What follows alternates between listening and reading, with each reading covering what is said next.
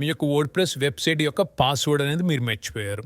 ఇక్కడ మీకు forgot password option అయితే ఉంటది. కాకపోతే ఈమెయిల్ ఐడీ కూడా మీరు ఇన్‌స్టాల్ చేసుకునేటప్పుడు రాంగ్ ఈమెయిల్ ఐడీ ఇచ్చారు. రాంగ్ ఈమెయిల్ ఐడీ ఇవ్వడం వల్ల ఏంటంటే మీకు వెరిఫికేషన్ లింక్స్ అదే రీసెట్ చేసే లింక్స్ అనేవి మీకు రాదు.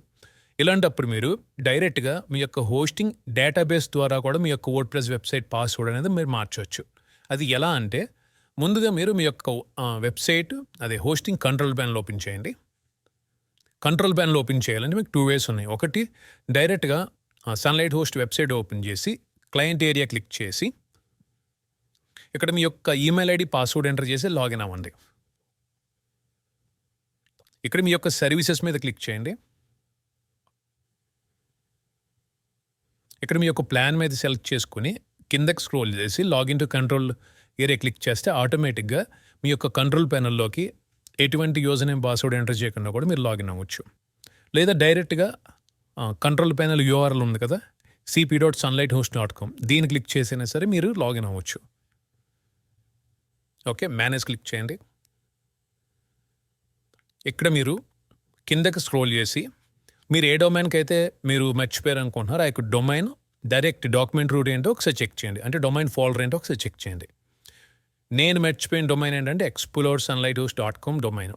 ఇది దీని యొక్క డాక్యుమెంట్ రూట్ ఏంటో ఒకసారి చెక్ చేయండి. Public HTML. ఇప్పుడు మీరు మీ యొక్క హోస్టింగ్‌లో ఫైల్ మేనేజర్ ఓపెన్ చేయండి. ఫైల్ మేనేజర్ ఓపెన్ చేసిన తర్వాత పబ్లిక్ HTML డాక్యుమెంట్ రూట్ ఉంది కదా దీన్ని ఓపెన్ చేయండి. ఇక్కడ WP కాన్ఫిగ్ అనే ఫైల్ ఉంటుంది. ఒకవేళ మీకు ఇది ఈ విధంగా ఉంటే కనుక మీరు లిస్ట్ 2Uలో పెట్టుకుని మీకు క్లియర్గా కనబడుతుంది. WP కాన్ఫిగ్ 2 టైమ్స్ క్లిక్ చేస్తే ఓపెన్ అవుతుంది. ఇక్కడ మీరు కిందకి స్క్రోల్ చేసి ఇక్కడ ఏ డేటాబేస్ యూజ్ చేశారో అనేది ఒకసారి చెక్ చేయండి. దీన్ని కాపీ చేసుకోండి. ఇప్పుడు మీ యొక్క డేటాబేసెస్ అనేవి ఓపెన్ చేసుకోండి. కిందకి స్క్రోల్ చేసి ఇక్కడ డేటాబేస్ అని ఉంటుంది. ఈ ఐకాన్ క్లిక్ చేస్తే మీరు క్రియేట్ చేసిన అంటే మీ యొక్క వెబ్సైట్ మొత్తం డేటాబేస్ అన్నీ ఇక్కడ డిస్ప్లే అవుతాయి. ఇందుట్లో మీ డేటాబేస్ ఏరియా అనేది ఇక్కడ ఐడెంటిఫై చేయాలి. ఇక్కడ మీ యొక్క కీబోర్డ్లో control or command F click చేస్తే ఇలా సెర్చ్ ఆప్షన్ అయితే ఓపెన్ అయ్యింది. ఇక్కడ మీరు ఇందాక కాపీ చేసుకుని పేస్ట్ చేస్తే డేటాబేస్ అనేది ఇక్కడ చూపిస్తుంది. లేదంటే కనుక మీరు డైరెక్ట్గా లాస్ట్ 3 నెంబర్స్ గుర్తుపెట్టుకుని 13E ఓకే. దీన్ని మీరు ఇక్కడ ఆప్షన్స్ క్లిక్ చేసి సైన్ ఇన్ క్లిక్ చేయండి. ఇది మీ యొక్క డేటాబేస్ కదా దీన్ని క్లిక్ చేయండి. ఇక్కడ మీకు యూజర్స్ అని కనబడుతుంది కదా దీన్ని క్లిక్ చేయండి. ఇక్కడ మీకు మీ యొక్క యూజర్ ఉంది కదా అడ్మిన్ యూజర్ ఇది ఎడిట్ క్లిక్ చేయండి. క్లిక్ చేసిన తర్వాత ఇక్కడ మీరు పాస్వర్డ్ అయితే చేంజ్ చేయాలి. అండ్ పాస్వర్డ్ చేంజ్ చేసేటప్పుడు జాగ్రత్తగా గమనించండి. ఇక్కడ ఎన్క్రిప్షన్ అనేది MD5లో పెట్టాలి. MD5 ఇక్కడ నేను పాస్వర్డ్ అయితే ఇస్తున్నాను. ఓకే, సో MD5 ఇవ్వటం మర్చిపోవద్దు. MD5 ఒకవేళ మీరు యూజర్ నేమ్ మార్చాలన్నా ఇక్కడ నుంచి మీరు మార్చుకోవచ్చు. ఒకవేళ యూజర్ నేమ్ ఏమి ఇచ్చారో తెలియడం కోసం ఇక్కడ నుంచి చెక్ చేసుకోవచ్చు.